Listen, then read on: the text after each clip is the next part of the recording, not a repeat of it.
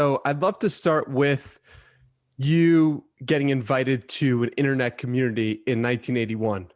How exactly did that happen? In 1981, there was only what we call bulletin boards. These were kind of like internet threads that were hosted often in people's bedrooms, because you had to build your machine to host it, and you had to dial up. You had to use your telephone line to dial in directly, and there was a limit on the number of people that could be joining at one time. So you'd often get a busy signal, and these were passed around. The numbers that you could call were passed around. You almost had to be invited, because how else would you hear about on the number? And so some of the earliest in 81 were these bulletin boards that were being shared, not on the internet, because there wasn't an internet at the time. They were being passed by email, which was CompuServe or Prodigy. So my invitations were it was very, very local. But later on, a few years later, I had an invitation to join an experimental jacked up version of this, where they could have 100 people at once, 200 people at the same time, interacting with multiple threads. And that was sort of the beginning of what we now know as kind of the internet. But that also required an invitation, because it was an experiment. It was being run by a nonprofit. They were kind of exploring what happens when people can talk virtually. And so it was called the EYES network. And I learned so much from that. In fact, very quickly began to see some of the same kind of behaviors that we would see later on, like we call them flame wars, where people who were ordinarily very soft-spoken would become different people online. There was trolling. We saw the first evidence of trolling, which this medium was built for trolling. It became very easy. Again, people who ordinarily would not be as misbehaving found themselves becoming trolls. And so that taught me a lot about what was going to be coming later on. When you looked at it, were you like, what is going on? This is going to transform society. What was your initial perception in those early days? It was a combination of things. I think part of it was simply perplexity and wondering if this would scale, wondering how it would scale, whether it would ever appeal to other people. It was a little bit like CB radio. Like, is this CB radio where it's just going to be kind of people talking about CB radio? Or you could feel potential. You could feel the potential, but it was really unclear whether the potential would ever be realized. It's a little bit like, I don't know, it's like blockchain today. You feel the potential, but really, is it really ever going to become a thing unto itself? It's unclear. So there was definitely this feeling that this was powerful technology, but the people who were using it were mostly kids and boys and young men. And, could it be domestic? Could it be ever? And it required way too much programming skills, we'll call it. It wasn't visual. It was all text. You had to do C prompt. You had to memorize stuff. So it was not evident that it would leave that form very soon. You could kind of imagine something way in the future, but it was not clear that was going to be it. So there was many strikes against it becoming widespread, but at least I could feel that potential. And when you were seeing the potential, did you then want to bring it to more people? I started writing about it. Yes, I started writing about it, and I wrote a story in 1984 for a magazine called New Age Journal, which was, as you can guess, it was very New Agey. But I was talking about, I called it the Network Nation, and I kind of went out and visited lots of these erupting parts of this Network Nation, including a lot of kind of spiritual, new agey kind of sites that were trying to do things, how you do online prayer, and it was really kind of interesting experiment. So there were a bunch of experiments, and I was reporting on it saying, look, there's a new continent erupting. It's just like a different place. And here are little glimpses of it. I don't know where it's going, but here's where it is. And so, my inclination was to share and to write about it. Were you always that way as a little kid, just observing things and wanting to share about it? Yes, even in high school, I was recommending things, discovering what people were interested in, and then saying, hey, you should know about this, or hey, this is, you'll like this book, or here's a mail order catalog you should know about. Yes, that was my natural thing. I did a newsletter in high school. I made a rock and roll music video in '69, and I kind of was someone who naturally is compulsively likes to share stuff that I find.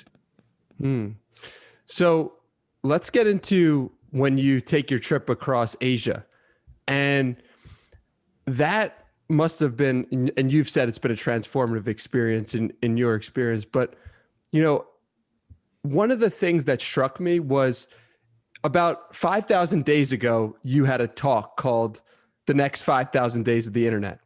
And you describe a massive system that turns into, quote unquote, the one, and that makes us think similarly, like we all think similarly. And what's interesting to me is that in researching for your book, you call the book an ode to otherness.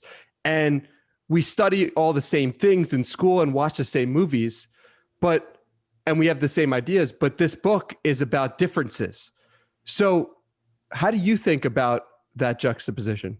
It's a good question. So my observation of traveling for 49 years now in Asia is that many parts of Asia, particularly the cities, are converging in their culture around the world besides Asia. If you took a photograph of people walking in the city and you took out the signs for the language, it'd be very hard to tell what city you were in. So we do seem to be converging on this thing, and one of the common dreams of most any young person in the world is they would love to have a nice waterproof air-conditioned box that has Wi-Fi in it to live in, and that's common. It's a common dream, and we are kind of, I believe, constructing kind of a global culture. While that's going on, the villages around the world, particularly in Asia, where I'm familiar with, are emptying. Young people are leaving. It gets very hard to kind of maintain any kind of economic activity if the young people have left. They're moving into cities which are swelling, and so the danger is that when we are connected to each other 24 hours a day, 7 days a week, every day of the year, it becomes more and more difficult to have different ideas, to think differently. And I think people will have to work extra hard to try and think differently. So I've been compiling this book of what's being left of the Asia that's vanishing as people leave and they don't do these traditions or costumes and things any longer. I think there's perfectly valid reasons why they're disappearing. I'm not trying to stop it. I'm not trying to recover them. I'm not trying to protect them. I'm just saying we should know about them. because they have a seed of difference and otherness in them. So I think this book and others like it play a role in helping us, prompting us to have different ideas, to think differently, to understand that the common solutions that we have around the world for how do we find food, what do we eat, what do we dress, what does our space look like, that these solutions that have been engineered and evolved over thousands of years still have some value for us to know about. There will be inspiration for us doing things differently in the future. They probably will go away. I'm, again, not trying to stop that. I am merely saying, as they go, we should record and document them because they have within them some genius that might be useful to us in the future. What genius do you think that is? Well, the genius is, let's say, humans have a need to collectively come together to celebrate things. COVID only proves that that is a human desire. And so, in the West, we have music concerts. And they're kind of boring at some level because they're all the same. And then you have something like Burning Man come along, which was an entirely different way of making something where you said, look, we're not going to put on a show. You're going to put on a show. The audience is going to make the show. The audience is going to entertain each other. We'll give you a big blank area. You come, you build whatever it is, and then you entertain each other. Well, that some of the seeds of that can be found in places like some of the Kumbh Mela in India, which is you have 30 million people coming together on a riverbed, and they make an instant city, and they construct the temporary city to entertain each other, and then it's taken down, and that's kind of like Burning Man. So in these kinds of things are the elements of some future innovation.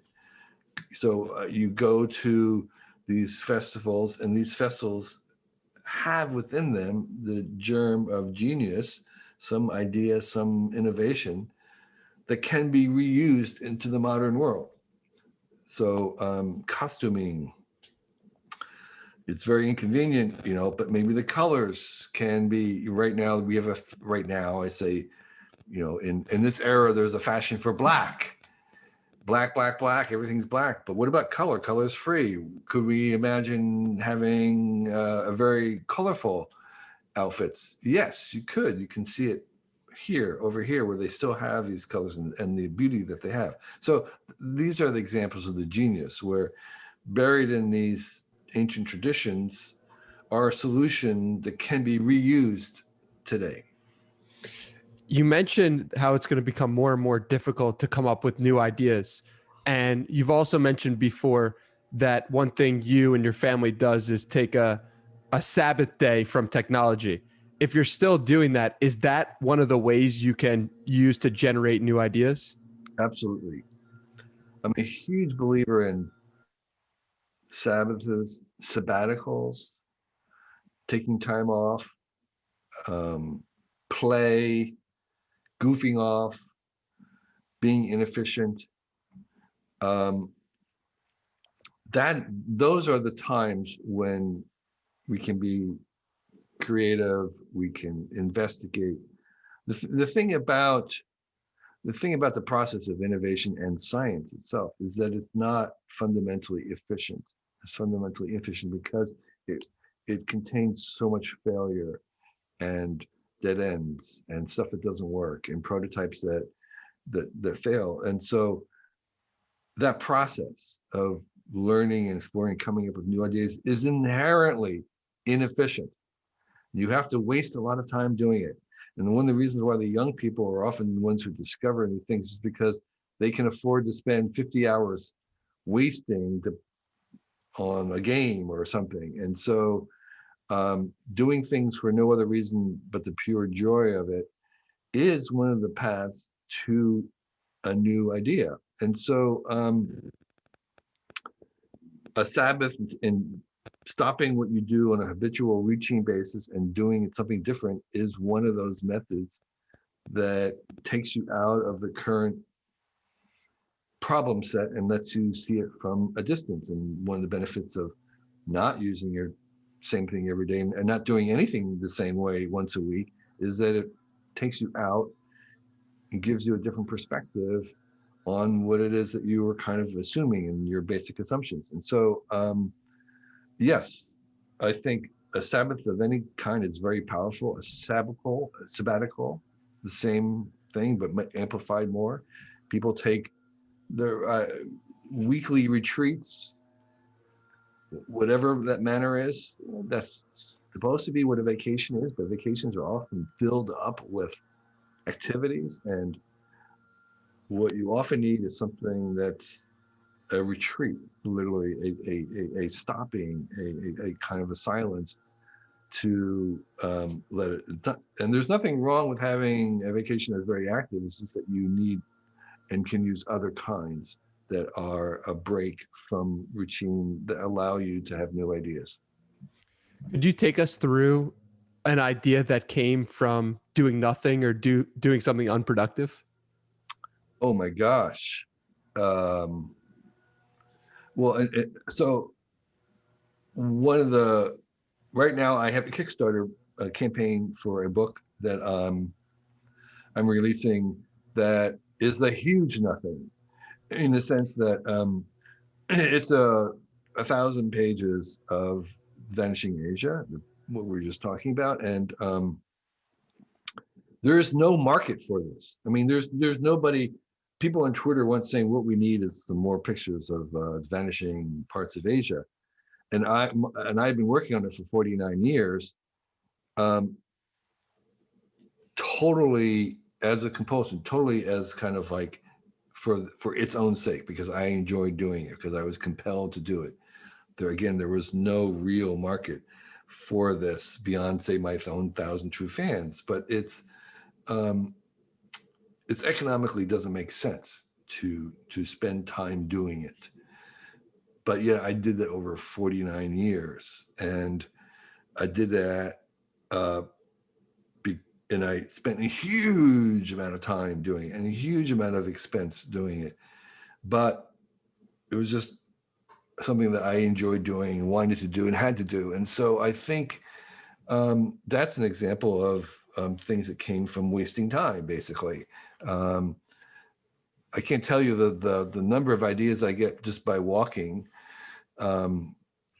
where I can release my mind from working on it. So your subconscious is actually one of the most powerful tools you have, and you want to listen to it. You want to be able to listen to it, and you want to be able to, because it whispers. Your subconscious just whispers to you, and so you need to have a way. It has solutions and ideas and things that it's working on, even while you're sleeping, and often while you're sleeping. And you kind of have to have some method of hearing it, of accessing it. Some people find it's in the shower, for those few minutes in the shower, and then it comes to them. Another time, for me, it's walking or doing other things that are not trying to solve the problem.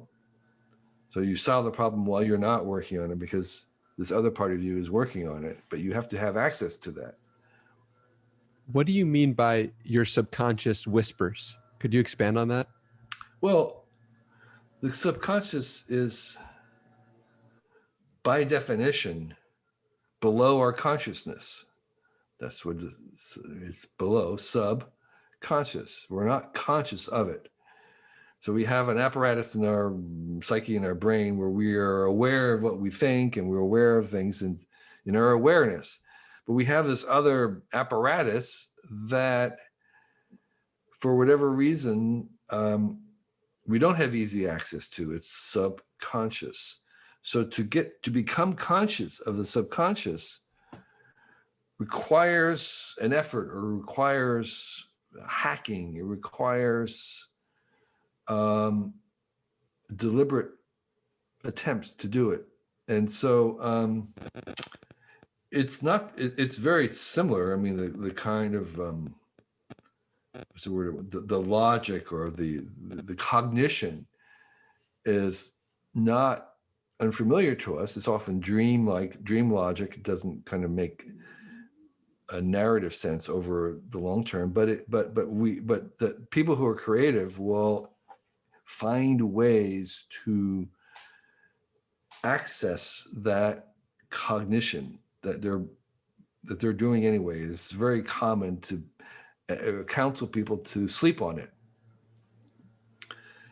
which actually works. If you have a problem, you sleep on it, and the next morning you might be able to figure out that your brain was working on it unconsciously, subconsciously, but it might be forgotten, or you may not have access to it if you're not in the habit of kind of asking it. And I'd say whisperness, meaning in the sense that it's not shouting, it's not evident, it's not loud. You have to do something. You have to pay the quarter to kind of get it. When you were biking across the United States, how much was your subconscious whispering to you? That's a great question. So I rode my bicycle across the U.S. the first time. I've ridden it twice. The first time was from San Francisco to New York, and it was a part of a program I had to live expecting to die in 6 months, and this was the last 3 months of it. And so I kept a journal, and I kept a sketchbook where I did a sketch and a haiku every day.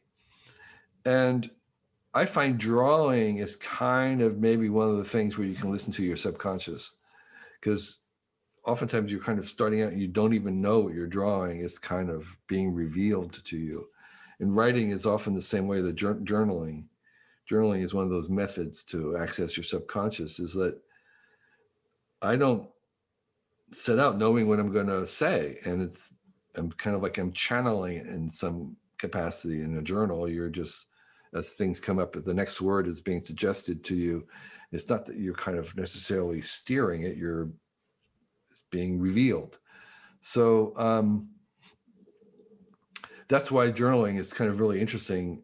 To go back many years later, often what's being said is more clear to you later on, given what you know, what happens. You can say, oh, wow, I was talking to myself. I was saying it right there. I didn't even know it. And so I think that that was true with me riding a bicycle. I had could kind of try to tap into my subconscious by poetry, by drawing, and by journaling. So what else did you learn across that bike ride across America, or those multiple? I mean, was it transformative in the same way that going across Asia was? Not directly. It was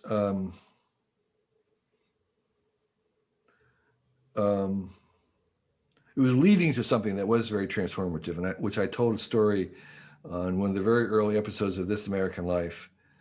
I told the story of my journey on being reborn, basically.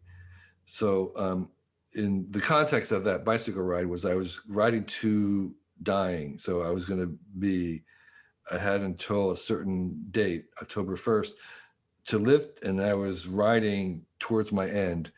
And so the actual being reborn was transformative in many ways.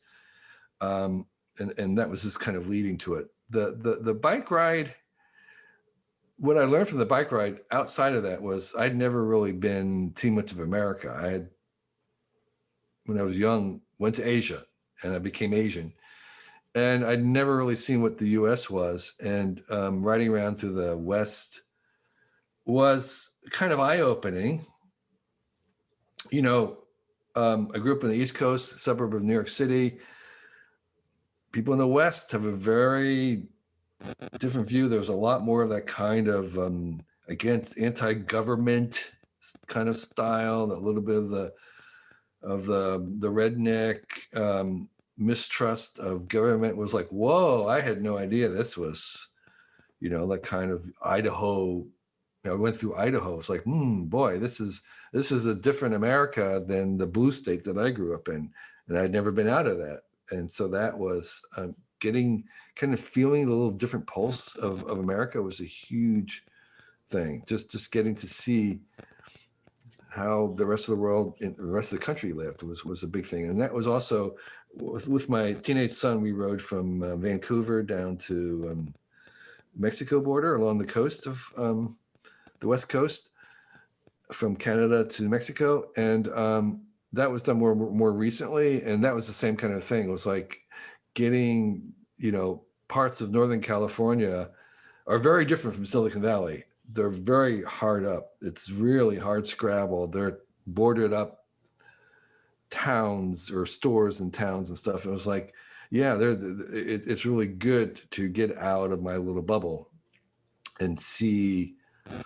what's really happening for the rest of the country. And that's and you, when you're on a bicycle, you feel that a lot more. You feel it and sense it and see it. You're on different kind of roads. You're not on a big 8-lane highway which is cutting through something. You're actually in the place itself. And I highly recommend, by the way, bike tours as a way to see something. You see a little bit more than if you're walking, which is a little too slow, and you see 1,000 million times more than if you're in a car. So it's a good compromise in between walking in a car. What was the difference? You said you did it the second time with your son? Yeah. So what was the difference between doing it alone the first time versus doing it with your son? Yeah, actually with my son and my nephew and his cousin, two teenage boys. Well, yeah, I mean, part of what we were doing, what I was doing, was less about me and more about them.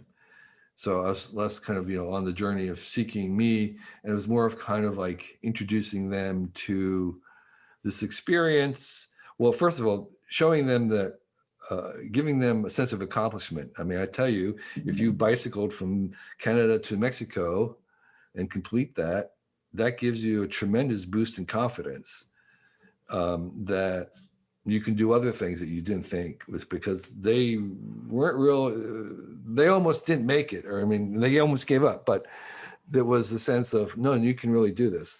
And so for me, it was a lot more of kind of what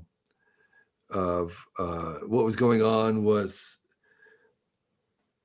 introducing young teenagers to the possibilities of what is out there, and good and bad, and just kind of one thing is, when you're kind of like this, you don't know what's ahead, right? And even if you have a map, you still don't really know what's ahead, and you're much more reliant on the kindness of strangers, the luck of a place being open because you don't have reservations, like kind of a sense of going with the flow and being open to the universe, and trying to teach them to depend and rely on that kind of spirit of not having everything decided and ordered and arranged for you, where you kind of actually have to do that work. So, it's sort of the kinds of things that, like Outward Bound and a program like that might teach you.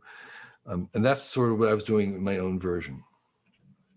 When you said that there was a point when they might not have made it through, yeah, what types of things did you say to them to help them, propel them to keep going? Well, one was like, if you don't do this, you'll always regret it. If you don't finish, you will regret this. It's sort of like the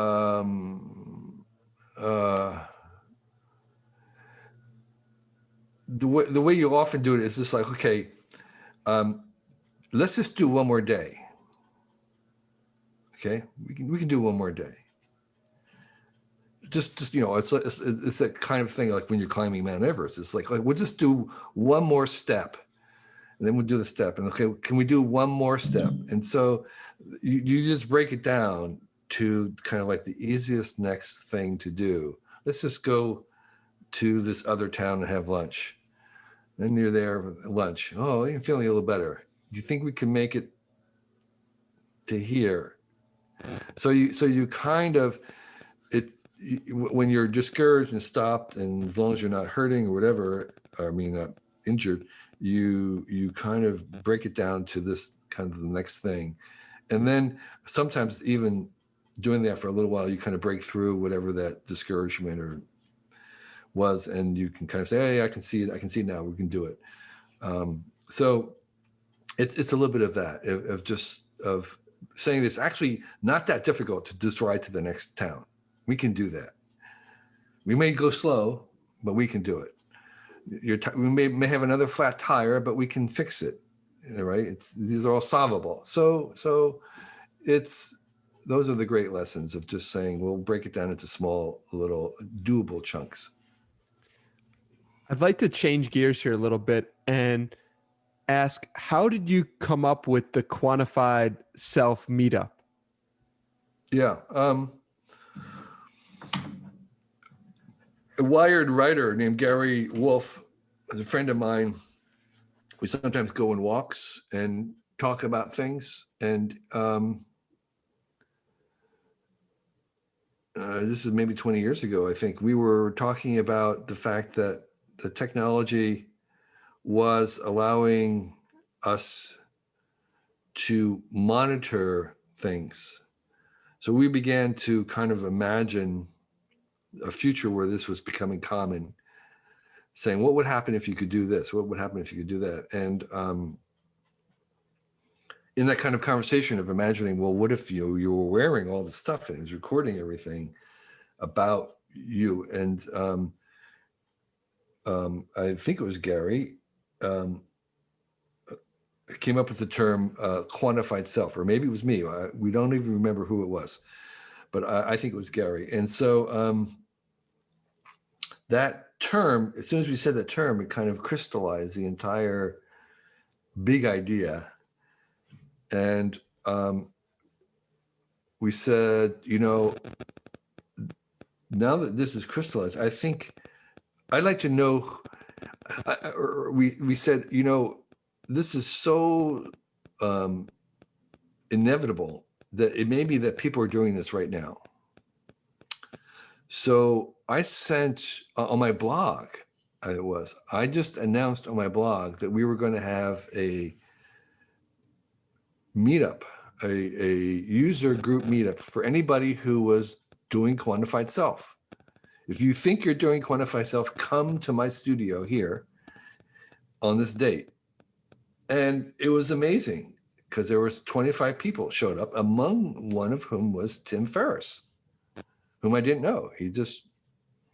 Nobody knew Tim Ferriss. He just showed up saying, I've been tracking myself.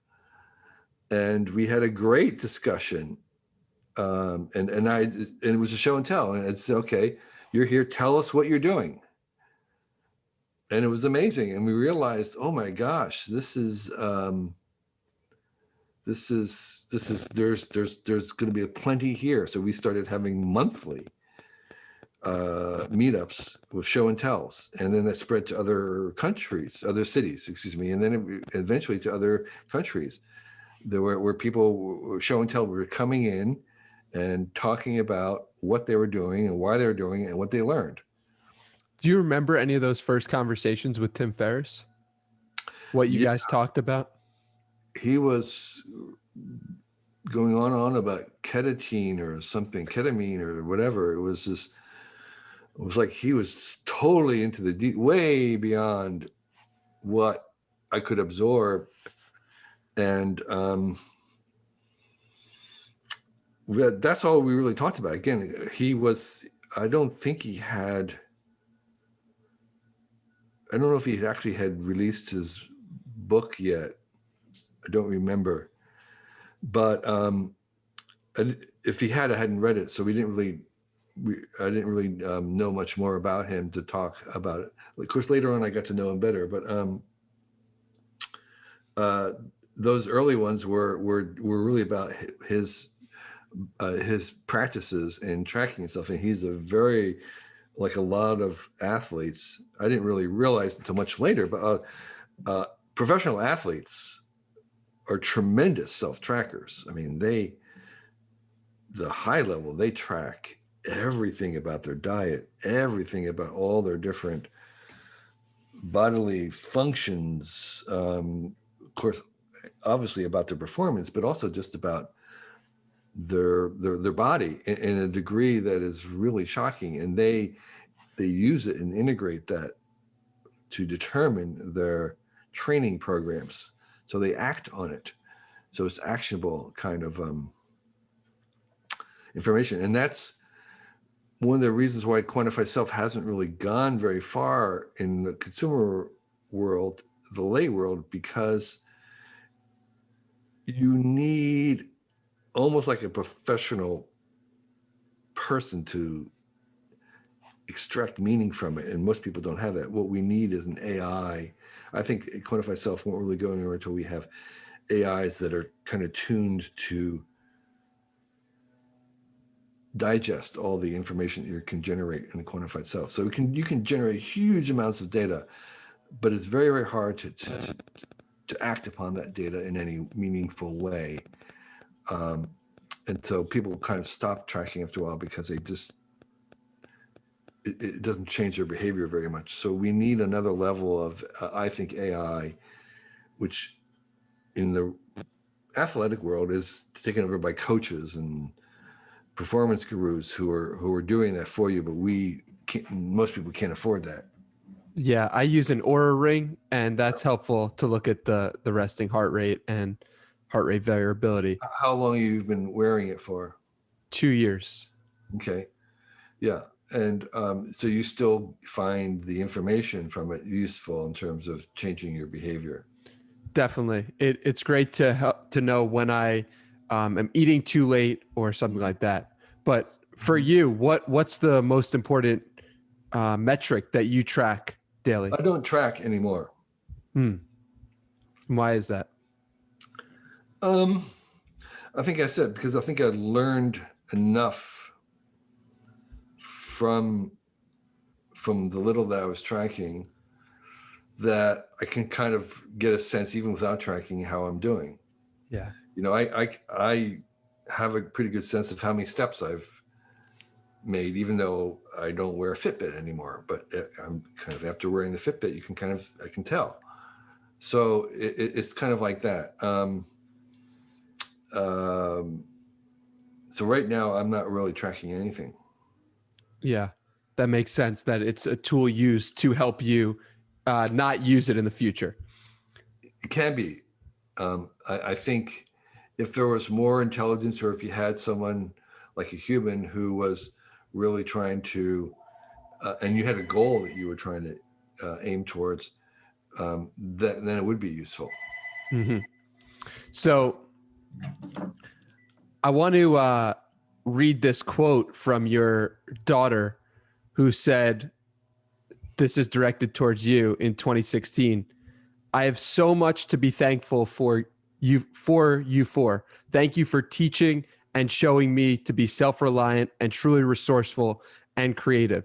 You have showed me the benefits of inquiry, systems thinking, being of service, being a family dad, paying attention. You are the best dad I know. So what stands out to me is the benefits of inquiry. How would you go about teaching the benefits of inquiry to a child?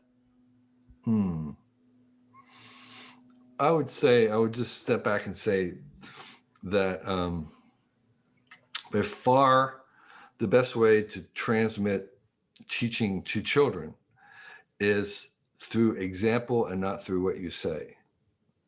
Kids, after a while, tune out what you're saying, and I think learn far more from observing how you act and what you do. And so I think in this case, she's just watching me do things, and it wasn't so much that I sat down to teach her how to do this. I think it's that she's learning from doing or watching and being, part of what we're doing. So in addition to, um, school, whatever school your child is in, you're going to have to supplement with something else because no school is perfect. So the job of the parent, if you're not homeschooling, and even if you are, is that you are supplementing that learning with many other experiences. And so that would be the kind of experiences that we would try and do, would be things where they're inquiring learning, like they would have science projects, which I really have a huge support for. I think getting kids to do real science meaning you don't know, even the parent, don't know how it's going to work out, what the answer is. And so we would I would do experiments with them or help them do experiments where we literally had no idea what was going to happen, what the answer was. And then recording it all and trying to make a hypothesis, and you have them make a hypothesis what they think is going to happen. Then you record what actually happens. And then you try and see if they can explain what happened. So that is something that that's kind of an experience that we would do as a family. And then for systems thinking, what types of things stand out? I'm not sure. Again, I don't think I ever sat down. I never said to myself, I want to be sure my kids are system thinkers.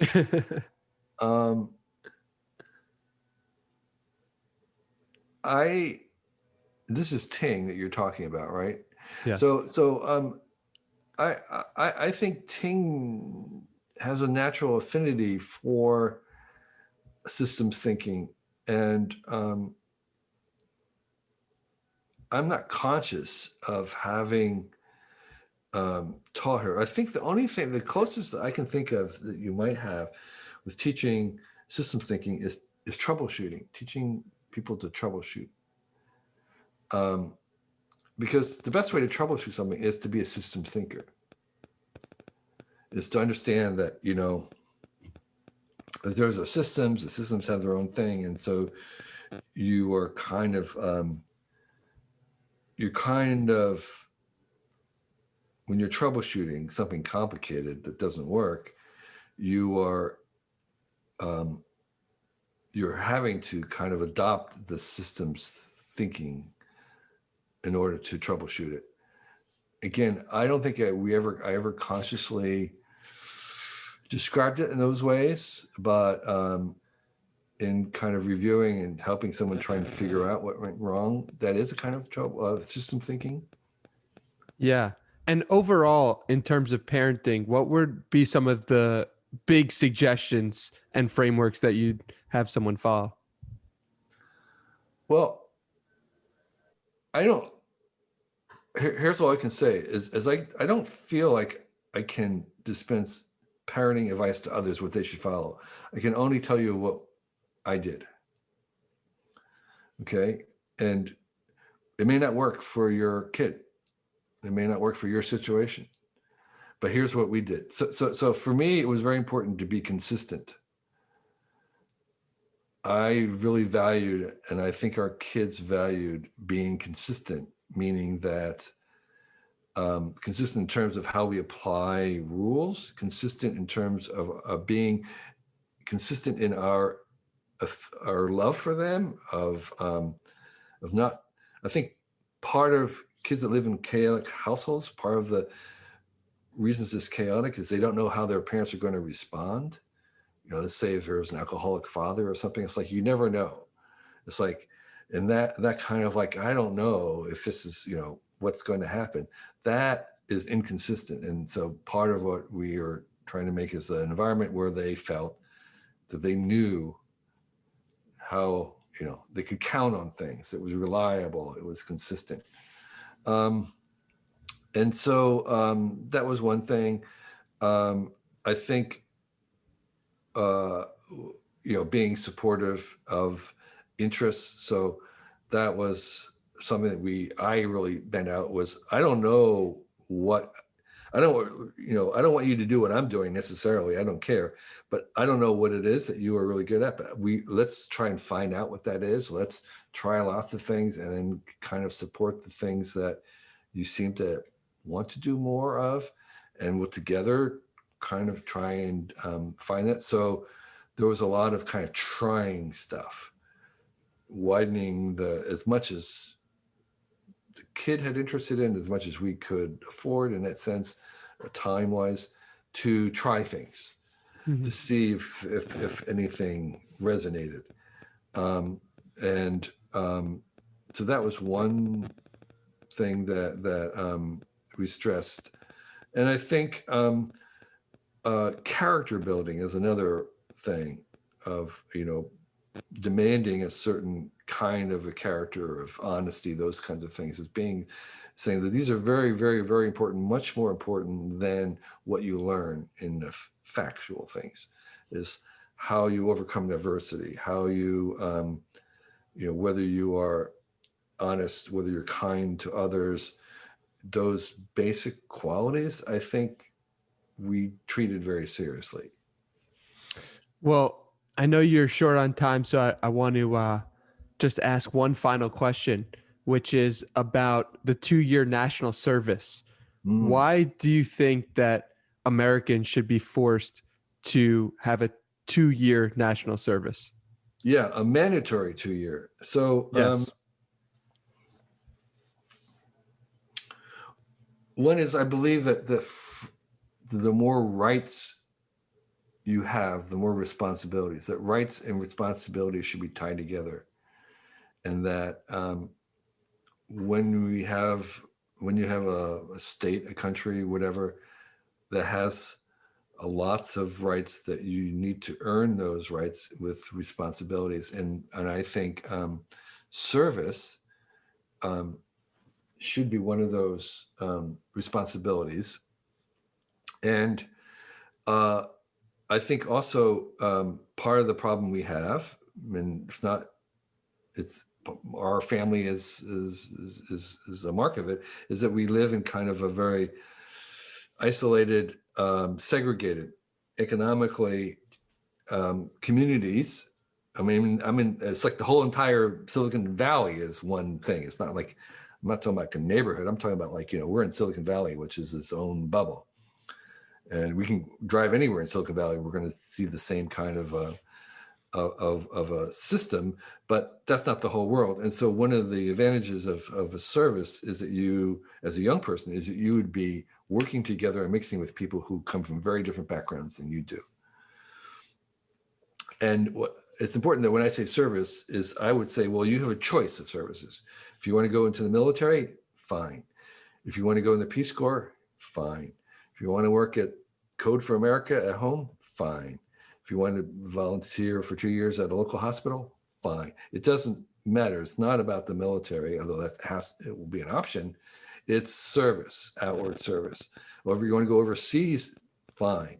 We'll pay for your ticket, send you overseas. That's okay. And so those experiences would be incredibly formative. It would be great for the country in terms of helping bridge some of the gap differences between people who are privileged and those who are not, in whatever dimension we're talking about. And I think there'd be this army of young people doing service. And so the many nonprofits and other kind of institutions that would need that kind of work would benefit too. It would be win-win-win all around. It should be mandatory, and by mandatory, I mean literally mandatory. I mean, there's no exception for the handicap. We know that they can be of service too, and that gives them dignity, and that gives them, if you're at home, you can still serve. And I think that would, without exception, I think would really be a very powerful message to everybody that everybody counts, everybody has dignity, everybody can still serve no matter what it is. You know, there's going to be some exceptions. You're in a coma, right, or whatever. But I mean, generally, you know, everybody should serve. Well, I agree. And I think it's a step in the right direction for the United States. But if not, you know, they could always get Vanishing Asia and explore Asia through that book. But where can you send people, and where can we let people know what you're up to and what Yeah. you. So right now I am running a Kickstarter campaign for my book, Vanishing Asia. As we talked about, this huge 1,000-page, actually it's in 3 volumes. There's so many pages that I divided into 3 volumes. 1,080 pages. It weighs 27 pounds. It's this huge thing with 9,000 images, all these big numbers. It's giant, big. And I've done a Kickstarter to kind of try to get it to as many fans as possible. So there's a discount now for those who come. The retail price will be $300, and the Kickstarter is $250 and it's limited to 5,000 copies. No more than that will be printed. And if you go to Kickstarter, Vanishing Asia, you should be able to find it. I am very proud of it. I think it's unlike any other book in the world. I can guarantee you that, because I have all these books are sitting right here, all the photo books in the world and all the art and travel books, and this is unlike any of them. So go to the Kickstarter if you're inclined. My web page in the rest of the world is just my initials, kk.org. Yeah, I hope that you enjoy the book. I'm glad you had me here talking about it. Thank you for your questions. I really appreciate your hosting me. Well, thank you for being here, and I'll have those links in the show notes. Okay, well, thanks. Yep. Awesome. Have a good day.